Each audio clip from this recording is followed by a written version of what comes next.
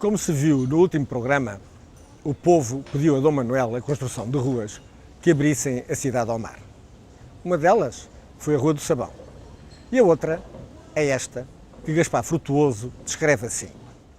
Logo além está outra, que sai desta primeira dos mercadores e se chama de João Esmeraldo. Por ele ter ali seu aposento antigo, muito rico, com casas de 2 sobrados e pilares de mármores nas janelas e em cima seus eirados com muitas frescuras. E na mesma rua estão ricas casas e aposentos onde moram o nobre Pedro de Valdavesso e Francisco de Salamanca e outras nobres pessoas.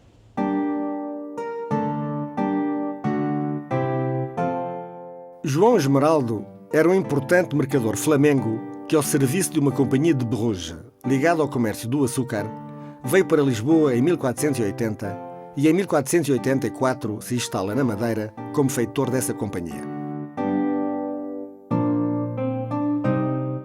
Os extensos terrenos na Quinta da Lombada da Ponta de Sol, ainda hoje nomeada como a Lombada do Esmeraldo, são comprados em 1493, 9 anos depois de cá ter chegado, a Rui Gonçalves da Câmara, segundo filho de Zarco. Planta canaviais, constrói um engenho de açúcar, casa nobre e capela e estabelece-se como produtor independente.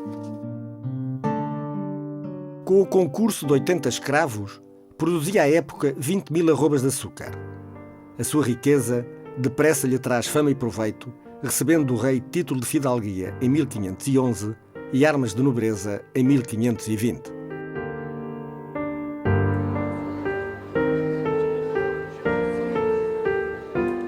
É na nova rua que viria a ter o seu nome e que define a leste a Praça Colombo, onde está instalado o núcleo museológico Cidade do Açúcar, que acaba por construir a sua casa.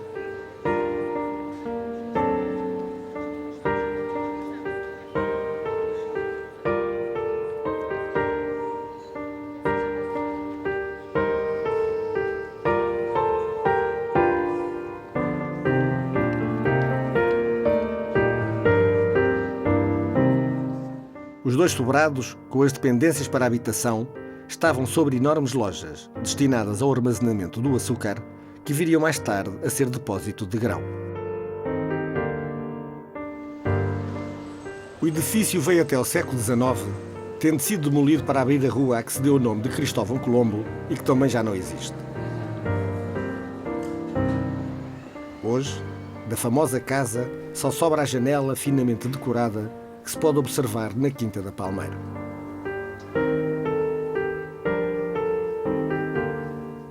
A tradição associava esta casa a uma passagem de Colombo pela Madeira, onde se presume que possa ter estado hospedado.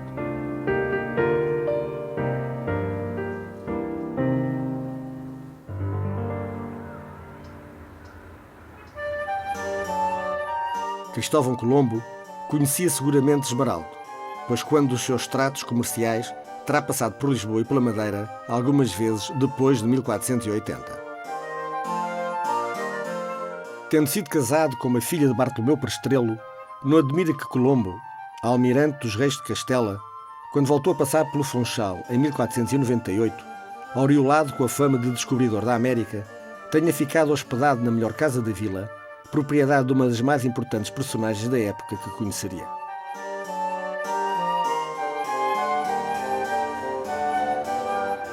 Lembrando essa passagem, uma reconstituição da Santa Maria, nau com que chegou às Américas, transporta turistas na Baía do Funchal.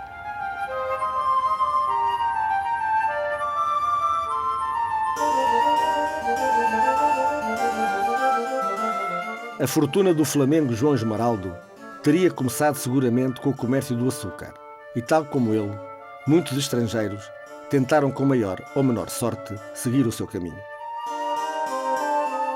Vinham de toda a Europa, e alguns por cá ficaram para sempre continuados nos seus descendentes, cujos nomes nos são hoje familiares. De Génova vieram os Lumelino e os Spínola. Os Accioli vieram de Florença. Da Flandres, os Esmeraldo. Os Berenguer, de Valença. E os Bettencourt, de Canárias.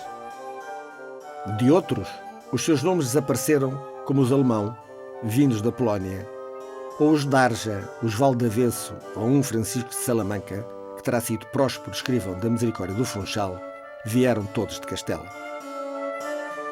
Os italianos, genoveses e florentinos e alguns judeus deteriam 2/3 do comércio do ouro branco no período entre 1490 e 1550.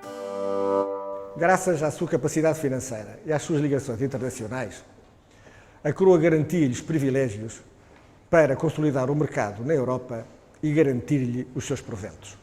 A ação desses estrangeiros, que em 1469 seriam entre 600 e 700, teriam necessariamente reflexo nas relações com os portugueses já aqui radicados e que por volta de 1500 rondariam as 16.000 pessoas. A rua terá sido palco deste nascente poder monopolista, que a prazo punha em causa os interesses dos mercadores portugueses, que nas cortes de 1472, 1473 e de 1481 pedem medidas que os protegessem. Dom João II, na defesa dos seus interesses, apenas dificulta aos estrangeiros o direito de residência e proíbe-os de vender açúcar no mercado local. No entanto, a Câmara, em 1486, determina que até setembro todos os estrangeiros saiam da cidade, mas o rei não autoriza. Os problemas com o mercado do açúcar acentuam, porém, estas tendências xenófobas. E em 1496, a Câmara insiste com um regimento draconiano, impedindo a permanência dos estrangeiros na cidade, proibindo-os de ter loja e feitor, a não ser que seja português, e autorizando apenas até 30 dias a permanência daqueles que tragam mantimentos. Mas a realidade impõe-se, e Dom Manuel, em 1498, revoga todas as disposições contra os estrangeiros. Nobilitados, comerciantes e banqueiros tornam-se proprietários de terrenos e, brevemente, cruzados com as famílias mais importantes dos naturais portugueses, começarão a participar no governo da vila e depois da cidade. A comunidade, apesar de reduzida, estava fortemente estabelecida na Madeira.